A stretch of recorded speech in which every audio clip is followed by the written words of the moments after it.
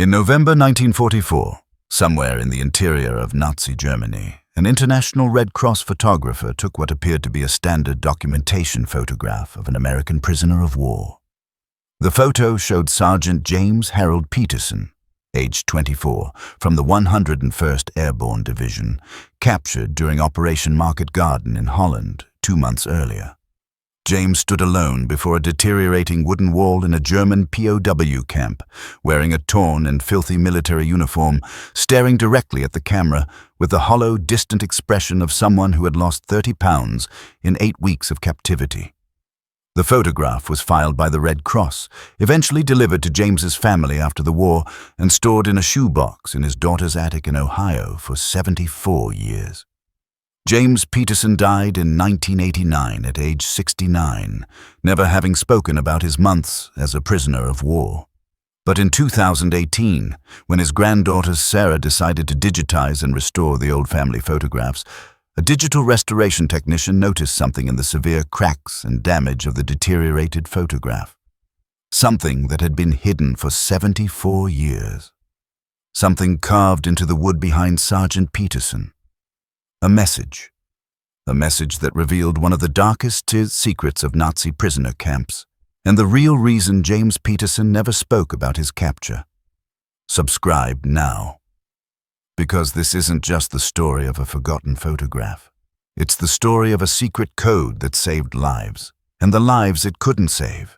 Sarah Peterson Williams received the shoebox from her mother in June 2018, 3 months after her mother, James Peterson's widow, passed away at age 91.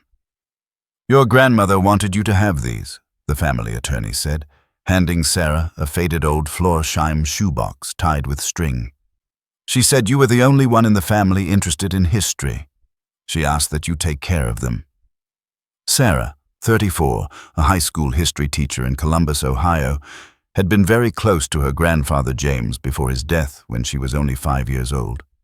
She had vague memories of a gentle, quiet man who took her fishing and never, ever talked about the war. "Mom said Grandpa didn't like talking about being a POW," Sarah recalled. She said he had nightmares for years after he came home, that he would wake up screaming, but he never told her what had happened, just said he survived and he was lucky to be alive. Sarah opened the shoebox in her living room. Inside were dozens of old photographs, family pictures from the 1940s and 1950s, military photographs from James's service, some old military documents. Among them, one photograph immediately caught her attention. It was a black and white photograph, approximately 4 by 6 inches, severely damaged and deteriorated. The image was so faded and cracked that Sarah initially had difficulty making out what it showed. Holding it up to the light, she could see a man, thin, sickly-looking, standing alone against what appeared to be a wooden wall. The man wore what might have been a military uniform, but it was so dirty and torn it was hard to tell. Sarah turned the photograph over. On the back, written in her grandmother's handwriting, was James Harold Peterson. Prisoner of War Camp, Germany. November 1944. International Red Cross. Documentation photo. Your father weighed 125 pounds in this photo. He weighed 155 when he was captured. Sarah felt her chest tighten. This was a photo of her grandfather as a prisoner of war. A document from one of the darkest periods of his life. A moment he had never discussed with anyone. The photograph was in terrible condition. Large water stains covered perhaps 60% of the image. The photo was severely faded, with contrast almost completely lost. Deep cracks cut through the image. The corners were torn and missing. The entire photograph had a brittle, fragile appearance, as if it might crumble at the touch. Sarah researched Operation Market Garden, the disastrous Allied airborne operation in Holland in September 1944. She discovered that thousands of American and British paratroopers had been captured when the operation failed. She learned that captured prisoners were sent to various POW camps throughout Germany, where they faced starvation, disease, forced labor, and sometimes execution. She learned that many American POWs lost 40 to 50 pounds or more during captivity due to deliberate malnutrition. She learned that many survivors never spoke about their experiences, carrying the trauma silently for decades. Her grandfather had been one of those men, captured at 24, held in brutal conditions, somehow surviving, coming home traumatized, living another 45 years carrying secrets he never shared. Sarah decided the photograph needed to be preserved, not just because it was in terrible condition, but because it was one of the only existing visual records of her grandfather's time as a prisoner of war. She took the photograph to Marcus Chen, the same professional restorer who had worked on other historical photographs before. She explained the photograph's significance, that it had been taken of her grandfather as a POW in November 1944. Marcus handled the photograph carefully, examining it under magnification. "I'll scan it at very high resolution," he said. 8,000 dpi. That should capture every detail, even things that aren't visible to the naked eye in a faded print like this.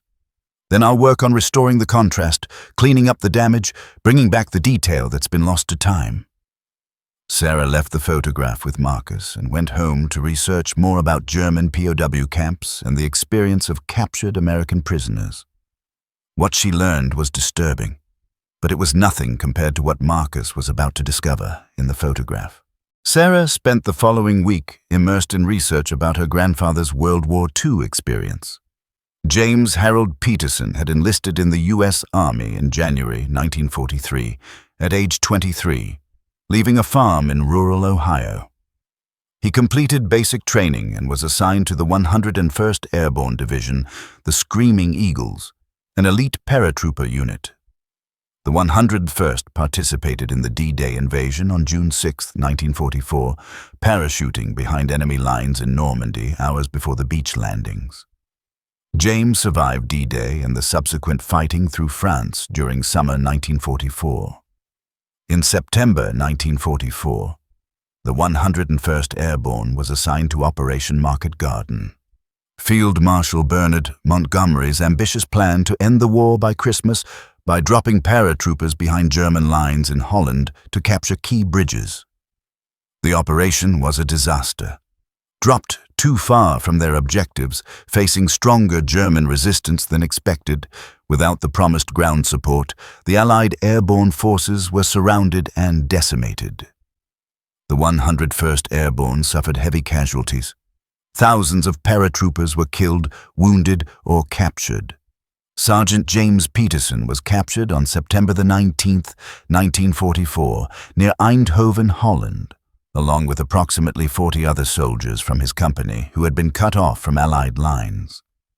Sarah found testimonies from Operation Market Garden survivors describing the capture. Soldiers being stripped of equipment, searched, sometimes beaten or shot. Long forced marches to collection points. Days without food or water. Treatment ranging from correct to brutal, depending on which German unit captured you.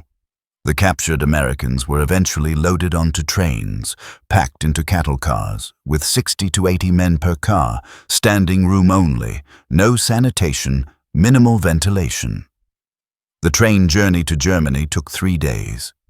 Men died from suffocation, dehydration, and untreated wounds. Bodies were left in the cars until arrival. James Peterson survived the train.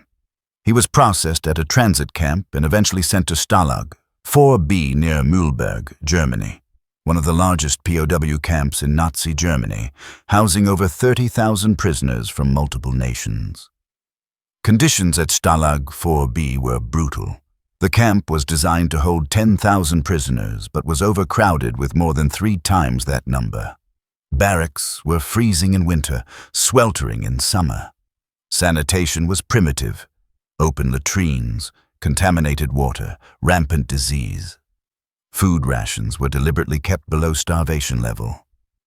The Geneva Convention specified minimum calories for prisoners, but the Germans routinely violated this. American POWs typically received 800 to 1,200 calories per day, less than half what a man needs to maintain weight while doing physical labor. The daily ration usually consisted of Breakfast, weak ersatz coffee made from acorns. Lunch, watery soup with occasional bits of potato or turnip. Dinner, small piece of black bread, often moldy, sometimes with margarine or ersatz jam. Prisoners lost weight rapidly. Malnutrition led to vitamin deficiencies, edema, weakness, susceptibility to disease. Many prisoners developed hunger edema, swelling of legs and face from protein deficiency. Some lost their teeth. Hair fell out. Wounds wouldn't heal. Prisoners were forced to work, unloading supplies, repairing roads, clearing rubble from bombed areas, sometimes working in factories or mines. Work was exhausting, especially for starving men. Those who couldn't work were punished with reduced rations, a death sentence. Sarah found testimony from Stalag 4B survivors describing the psychological toll. The constant hunger that dominated every thought, the cold that never ended, the fear of disease, of punishment, of never going home, the hopelessness. Many prisoners tried to maintain hope through small acts of resistance and solidarity, sharing extra food, supporting sick comrades, secret religious services, hidden radios listening to BBC broadcasts, and codes. Sarah read about prisoner communication codes, ways prisoners signaled information to each other, to guards who might be sympathetic, to Red Cross inspectors who might help. Some codes were verbal, some were gestural, some were visual, messages hidden in seemingly innocent items or locations. She didn't know it yet, but her grandfather had been part of one such code. A code hidden in the wood behind him in that November 1944 photograph. A code that Marcus was about to discover. Marcus called Sarah 7 days after she dropped off the photograph. "You need to come to my studio," Marcus said, his voice tense. "There's something in this photograph. Something your grandfather wanted people to see." Sarah arrived at Marcus's studio within an hour. Marcus had the restored photograph displayed on his large computer monitor, a massive 4K screen showing the image in incredible detail. "I've been doing photo restoration for 15 years, Marcus said. "I've worked on thousands of historical photographs, but I've never seen anything like this." He gestured to the screen. The photograph looked remarkable compared to the faded, damaged originals Sarah had brought in. The contrast had been restored, the cracks and water damage digitally repaired, the details sharpened.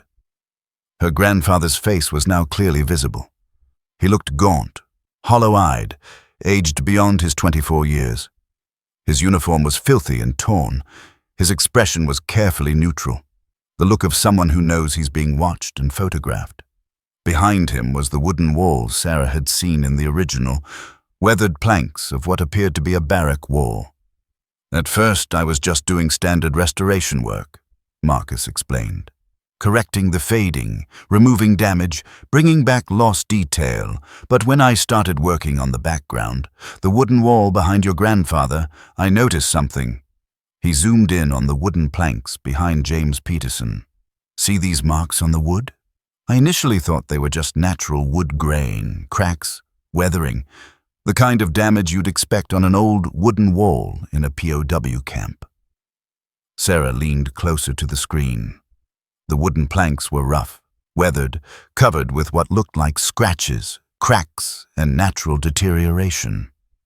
"But when I enhanced the image and increased the contrast, I realized these marks aren't random," Marcus said quietly.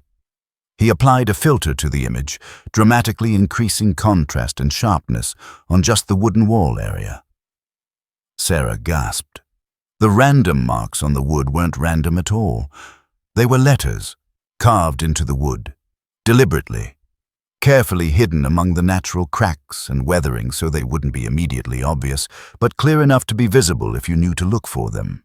Marcus zoomed in further, isolating sections of the wooden wall. The carved letters spelled out words, multiple words, a message. Sarah felt tears streaming down her face as she read what her grandfather had carved into the wall behind him. Barrack 7, 23 men, typhus, no medicine, Red Cross, help. Below that, more carvings. Guards selling food parcels. prisoners starving. And lower still, partially obscured by her grandfather's shoulder but visible when Marcus adjusted the contrast, executions weekly, attempted escapees, bodies not returned. "He carved this," Sarah whispered. "He carved this into the wall knowing the Red Cross would photograph him. Knowing they might not see it immediately, but hoping someone, someday, would look closely enough." "Yes," Marcus confirmed. "And look at your grandfather's position in the frame. He's standing slightly to the left, his body angled so that his shoulder partially conceals the most dangerous message, the one about executions, but not completely. Someone examining the photograph carefully would see it, but it wouldn't be immediately obvious to a German censor glancing at the photo." Marcus zoomed out to show the full image again. "Your grandfather was risking his life. If the Germans had noticed these carvings before or during the photo session, he would have been executed. This was an act of extraordinary courage. He was documenting war crimes. He was trying to get word out about conditions in the camp. He was trying to save lives." Sarah stared at the screen, seeing her grandfather, her quiet, gentle grandfather who never talked about the war, in an entirely new light. He hadn't been silent because he had nothing to say. He had been silent because what he had to say was too terrible to speak aloud, but he had spoken, in his own way, through carved wood and a carefully positioned photograph. "There's more," Marcus said softly. Marcus zoomed in on another section of the wooden wall, this time focusing on an area above James Peterson's left shoulder. "This section took me the longest to decipher," Marcus said, "because it's not written in English." Sarah leaned closer. Carved into the wood in smaller, more carefully hidden letters was a series of numbers and abbreviations: 23, K, 7D, 15T, 31C. "This is a code," Marcus explained. "A POW communication code. I've been researching military codes from World War II for the past few days. This matches a documented system that American POWs use to communicate information about camp conditions." He pulled up a reference document on a second screen. "The numbers represent prisoner counts. The letters represent conditions. K, Kranke, German for sick. D is died or dead. T, typhus, specifically. S, starving or severe malnutrition. So this code is saying 23 sick, 7 dead, 15 with typhus, 31 severely starving." "Just in his barrack?" Sarah asked, her voice shaking. "Just in Barrack 7, yes," Marcus confirmed. "In November 1944, at a time when the Red Cross was supposedly inspecting camps and ensuring Geneva Convention compliance." Sarah felt sick. Her grandfather had documented not just general conditions, but specific, quantifiable evidence of prisoner suffering and deaths. Marcus switched back to the main image and zoomed in on one final section, the lower right corner of the wooden wall, partially visible beneath where the photograph's damage was most severe. "This last section was almost completely obscured by water damage in the original print," Marcus said. "But the high-resolution scan and digital restoration revealed it." He applied maximum contrast enhancement to the area. More carved letters appeared. "Peterson J.H. 101st, ABN 19 September 44. If found, notify family." Below that, "Tell them I tried." Sarah broke down completely, sobbing in Marcus's studio as she read her grandfather's message. A message he had carved, not knowing if he would survive, not knowing if anyone would ever see it, but desperate to leave some record, some testimony, some final communication to his family. "He didn't know if he'd make it home," Marcus said gently. "He was documenting evidence of war crimes, risking execution if caught, and leaving a message for his family in case he died. This photograph, this seemingly routine Red Cross documentation photo, was his testimony. His witness, his final communication if the worst happened." Sarah wiped her eyes and looked at the full restored photograph again. Her grandfather standing alone before the wooden wall, looking directly at the camera with that carefully neutral expression. Behind him, carved into the wood, evidence of starvation, disease, executions, corruption, suffering, hidden in plain sight, risking everything to document the truth. "Did the Red Cross see this?" Sarah asked. "Did they ever act on this information?" Marcus shook his head slowly. "I've been researching that. The Red Cross took thousands of photographs in POW camps. Most were never closely examined.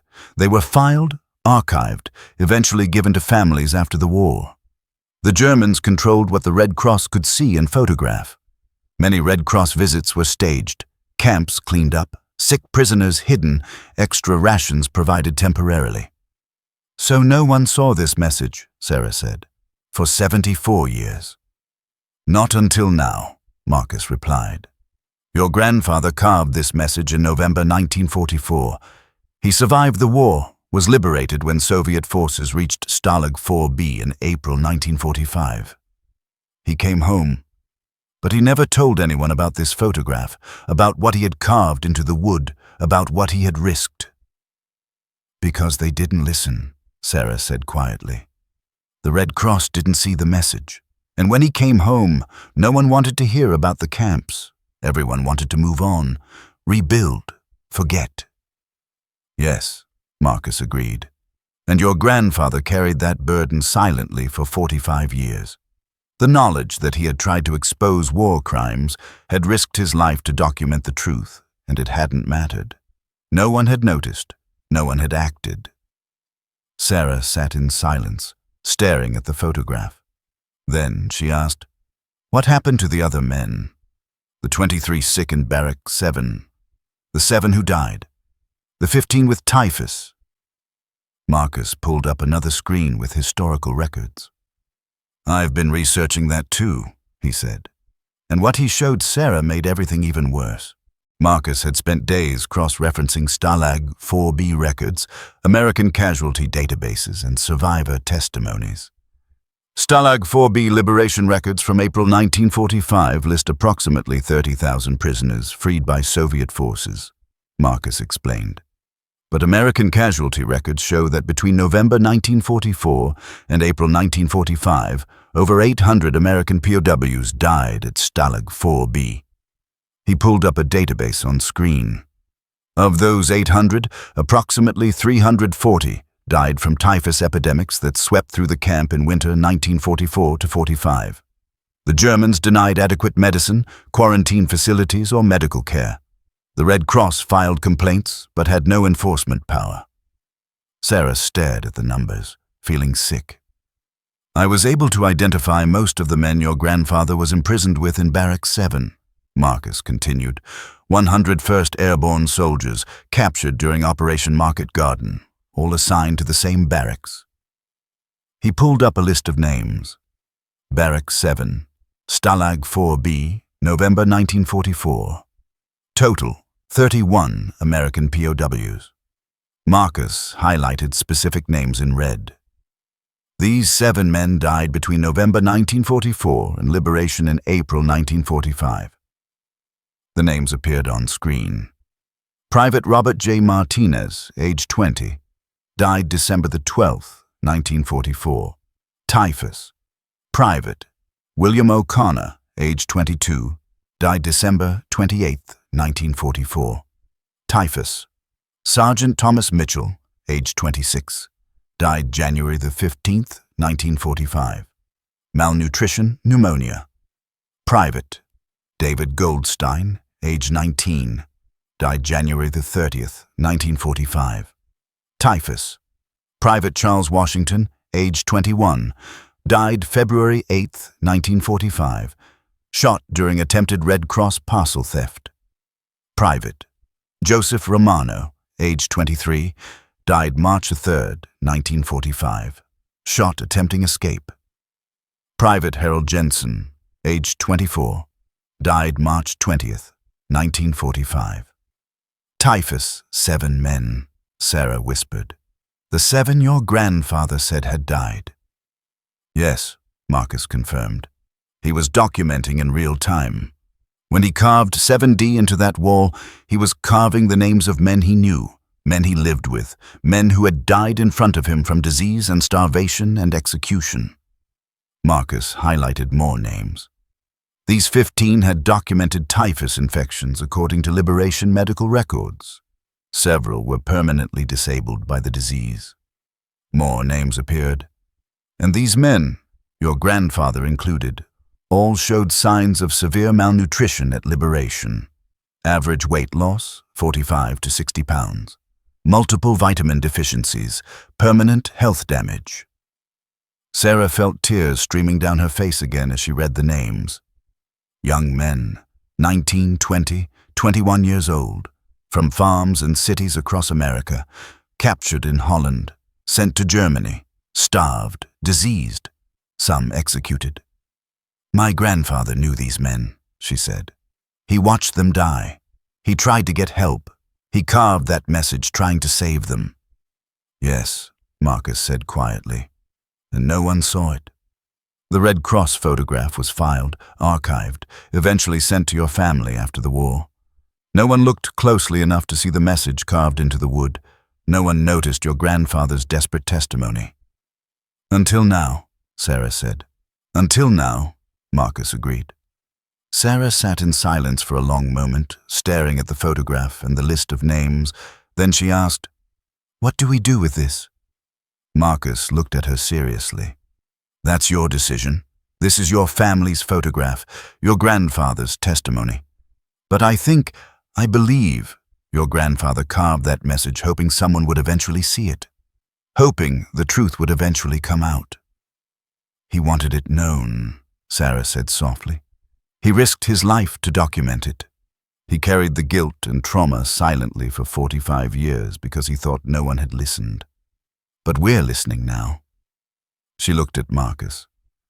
"I want to tell this story. I want people to know what my grandfather did, what he witnessed, what he tried to expose." "There's something else," Marcus said. "Something I haven't shown you yet."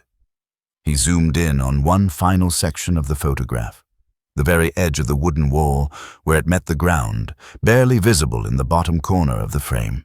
There, carved in tiny letters, almost completely obscured by shadow and damage, was one last message. "Others carved too. Look closely. Tell our stories." Sarah understood immediately. "He wasn't the only one," she whispered. "Other POWs carved messages in other Red Cross photographs, hidden the same way." "Yes," Marcus confirmed, "which means there may be hundreds of forgotten photographs in archives and family collections around the world, containing hidden messages from POWs documenting war crimes, trying to get word out, leaving testimony." "And no one has looked," Sarah said. "No one has looked closely enough," Marcus agreed. Until now. Sarah Peterson Williams spent the next 6 months on a mission. She contacted the National Archives and Records Administration, the National World War II Museum, the International Red Cross Archives, and various military history organizations. She shared the restored photograph and Marcus's discovery of the hidden messages carved into the wood behind her grandfather. The response was immediate and overwhelming. "This is extraordinary," wrote a curator at the World War II Museum. "We have thousands of Red Cross POW photographs in our archives. We've never examined them for hidden messages. If other prisoners used similar techniques, there could be an enormous amount of undocumented testimony hidden in plain sight." The International Red Cross launched a project to re-examine their entire World War II POW photograph archive, over 50,000 images, using high-resolution scanning and digital enhancement to search for hidden messages. Within 3 months, they had identified 127 additional photographs containing carved messages, codes, or hidden testimonies from POWs in German, Italian, and Japanese camps. Some messages documented war crimes. Some identified specific guards who had tortured or killed prisoners. Some contained codes indicating planned escapes. Some were simply final messages to families, names, dates. "I was here, I tried, Tell them I love them. Sarah's discovery had opened a window into a hidden history of prisoner resistance and testimony that had been overlooked for 75 years. The photograph of Sergeant James Harold Peterson was featured in a major exhibition at the National World War II Museum. 2019. Hidden Voices, POW Testimony in Photographs. Sarah attended the exhibition opening with her mother, James Peterson's daughter, now 73 years old. "Dad never told me he did this," her mother said, staring at the enlarged photograph on the museum wall, the carved messages now clearly visible with digital enhancement. "He never told me he was a hero." "He didn't think he was," Sarah replied softly. "He thought he had failed. He carved those messages trying to save lives, trying to expose war crimes, and no one saw them. He carried that guilt, that his testimony hadn't mattered, for 45 years. "But it did matter," her mother said, tears streaming down her face. "It matters now." The exhibition included the names of all 31 men from Barrack 7. The 7 who died were honored with memorial plaques. The 24 who survived were acknowledged as witnesses. Several families of other Barrack 7 prisoners contacted Sarah after the exhibition opened. Some had never known the details of their grandfather's or father's captivity. Some had family members who, like James Peterson, had never spoken about their POW experience. Together, they compiled a complete record of Barrack 7, every man's name, service record, capture date, liberation date, and post-war life. They documented the typhus epidemic that killed hundreds. They documented the starvation rations, the forced labor, the executions. They documented the corruption of guards selling Red Cross parcels that were meant for prisoners.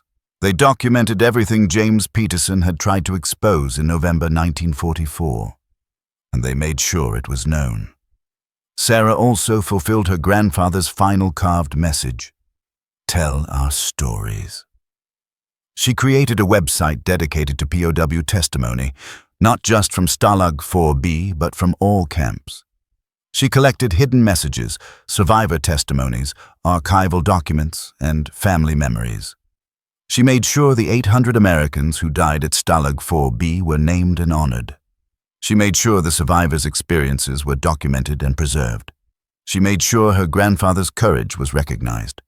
In 2020, the U.S. Army posthumously awarded Sergeant James Harold Peterson the Bronze Star for Valor, recognizing his act of documenting war crimes at risk of execution. At the medal ceremony, Sarah read her grandfather's carved message aloud: "If found, notify family. Tell them I tried." She paused, looking at the assembled veterans, historians, and family members. "He tried," she said. "And 76 years later, we heard him. We saw his testimony. We told his story. And we won't let it be forgotten again." Of the 31 American POWs in Barrack 7 at Stalag 4B in November 1944, 7 died in captivity. 24 survived liberation in April 1945. Many carried their trauma silently for decades. The International Red Cross Hidden Testimony Project has now identified over 300 photographs containing hidden messages from World War II POWs. These voices, silent for 75 years, are finally being heard. Subscribe for more stories of photographs that reveal hidden history.